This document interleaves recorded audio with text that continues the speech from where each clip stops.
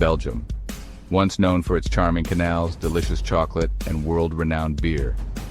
Today, a darker image emerges. Belgium is Europe's cocaine capital. Seizures of cocaine in Antwerp's port have skyrocketed, reaching record highs. This surge paints a grim picture of a nation in crisis. The sweet aroma of waffles intermingles with the bitter reality of cocaine. Belgium's transformation is a story of globalization's dark side. Criminal networks exploit vulnerabilities, leaving devastating consequences. This is not just a Belgian problem, it's a global issue. What happens in South America resonates in Antwerp. The human cost is a universal tragedy. Belgium's cocaine empire is a haunting story.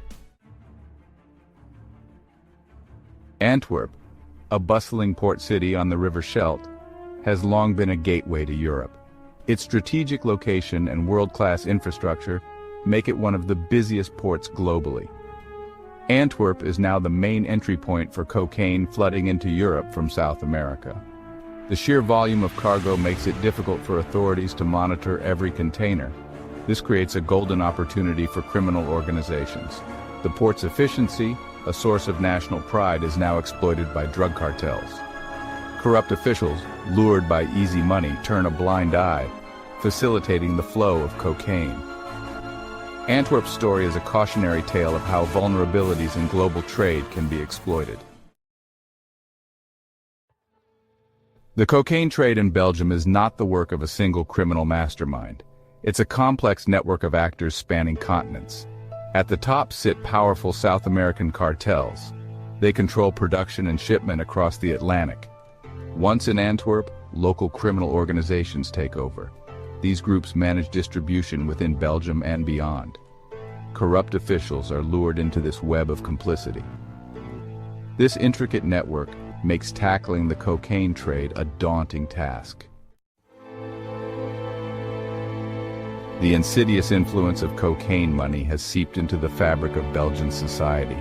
Corruption has spread like a virus, infecting institutions that are meant to protect and serve. Law enforcement agencies tasked with upholding the law find themselves compromised by those who have sworn an oath to do the same. Customs officials, responsible for inspecting cargo, turn a blind eye to suspicious shipments, their silence bought with bribes. This corruption runs deep, reaching the highest levels of government. Politicians, entrusted with representing the people, succumb to the allure of campaign contributions and personal enrichment. The result is a dangerous erosion of trust in authority. Citizens feel betrayed by those who are supposed to protect them. The Belgian government is acutely aware of the problem. They have launched investigations, arrested corrupt officials, and vowed to clean house. But the tentacles of corruption are long and deep-rooted. Eradicating it requires a sustained and unwavering commitment to transparency, accountability, and the rule of law. The surge in cocaine trafficking has brought a wave of violence that has shaken Belgium to its core. Antwerp's once peaceful streets are now marred by gunshots and gang warfare. Turf wars between rival gangs for control of drug routes are common. Shootings, bombings, and kidnappings are grim realities. The violence is not confined to the shadows. Innocent bystanders have become victims. Families live in fear, afraid to let their children play outside. Businesses are forced to close, their livelihoods destroyed. The human cost is immeasurable. It leaves behind trauma, grief, and insecurity. The government has increased police presence and invested in law enforcement. But the violence continues, a stark reminder of the challenges in restoring order. Beyond the headlines of drug busts and gang violence lies the often overlooked human cost of Belgium's cocaine epidemic.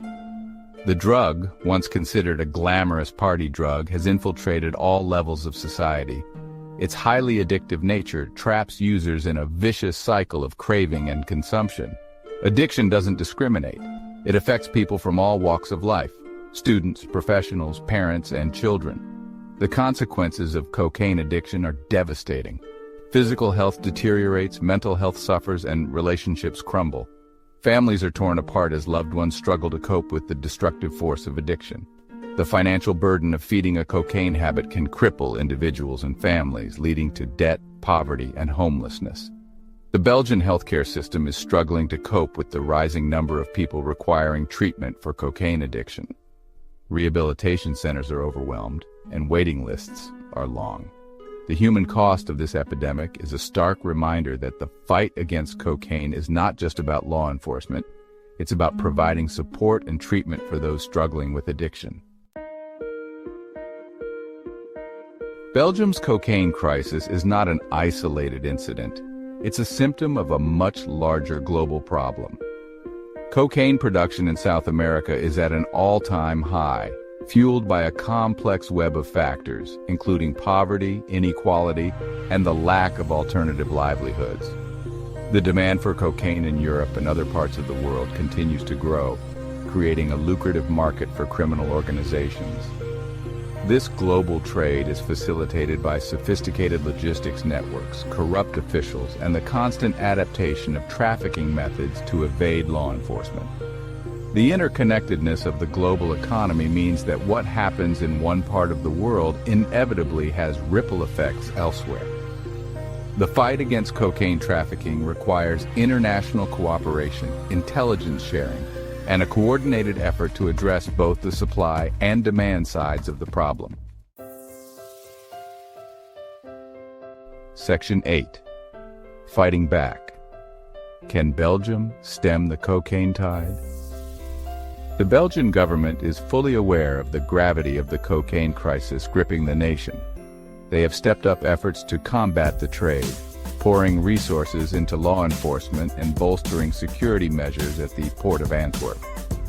Increased surveillance, canine units, and advanced scanning technology are being deployed to intercept drug shipments. The goal is to make Antwerp a hostile environment for traffickers.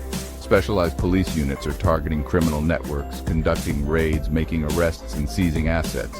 The message is clear. Belgium is no longer an easy target. The government is also working to strengthen international cooperation, sharing intelligence with other countries, and participating in joint operations to dismantle trafficking networks. Section 9. The limits of enforcement. Why more is needed. While law enforcement efforts are crucial, they are only one piece of the puzzle. Experts agree that a multifaceted approach is needed to effectively tackle the cocaine crisis. Simply focusing on intercepting shipments and arresting traffickers will not solve the problem. As long as demand for cocaine remains high, criminal organizations will find ways to exploit vulnerabilities and get their product to market. Addressing the root causes of drug trafficking is essential. This means tackling poverty, inequality, and lack of opportunities in source countries. Investing in sustainable development, promoting alternative livelihoods, and strengthening governance structures can help curb the production of coca, the raw material for cocaine. Section 10. Education and Prevention. Breaking the cycle of addiction. Breaking the cycle of cocaine addiction requires a proactive approach that focuses on education and prevention. Raising awareness about the dangers of cocaine use, particularly among young people, is crucial.